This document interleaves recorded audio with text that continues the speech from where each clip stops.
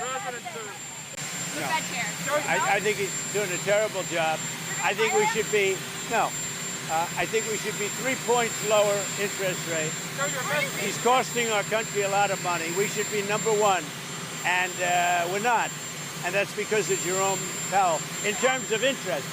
Do you plan to talk to the Brazilian president about the tariff? Maybe at some point I'll talk to him. Right now I'm not. They're treating President Bolsonaro very unfairly. He's a good man. You know, I know him well. I negotiated with him. He was a very tough negotiator, and I can tell you he was a very honest man, and he loved the people of Brazil. He was a very tough guy to negotiate with. I shouldn't like him because he was very tough in negotiation, but he was also very honest. And I know the honest ones, and I know the crooked ones.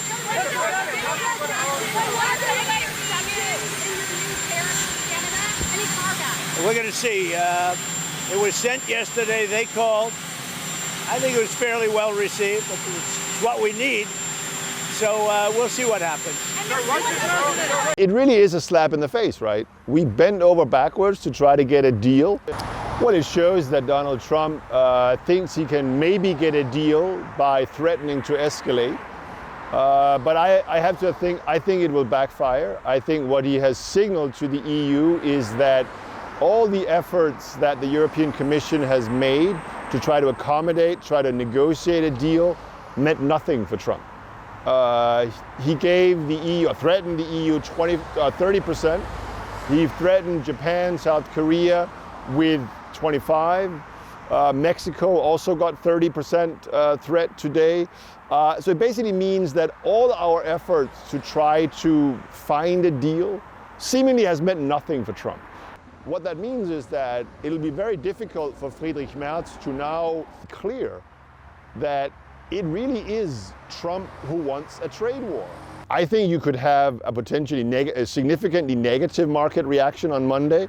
I certainly do not believe that this was the market consensus, that Trump would escalate to this level, negotiate a deal. This is kind of a slap in the face, in my opinion. As the Commission also said in its statement, it took note of the letter, but it stood ready to obviously, quote unquote, defend the EU interest, which means potentially without a deal, retaliation. So absolutely, we're lining up, arming, putting a bullet in the gun, and then we will see, and putting the gun on the table. Well, then obviously we would be able to levy a lot more pressure. The EU really has no other choice.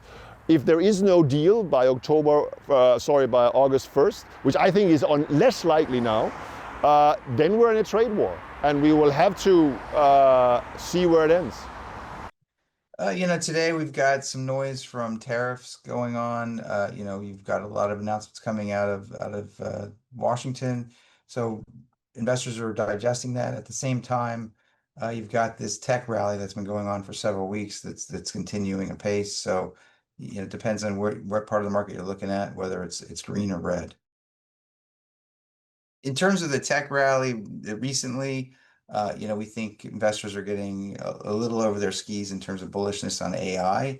And so we're somewhat cautious of a number of the tech stocks that have kind of gotten very expensive. Obviously, some of them are, done very, very well this year, and we'll have to wait and see how earnings goes. But fundamentally, the bars can be pretty high for a number of these companies.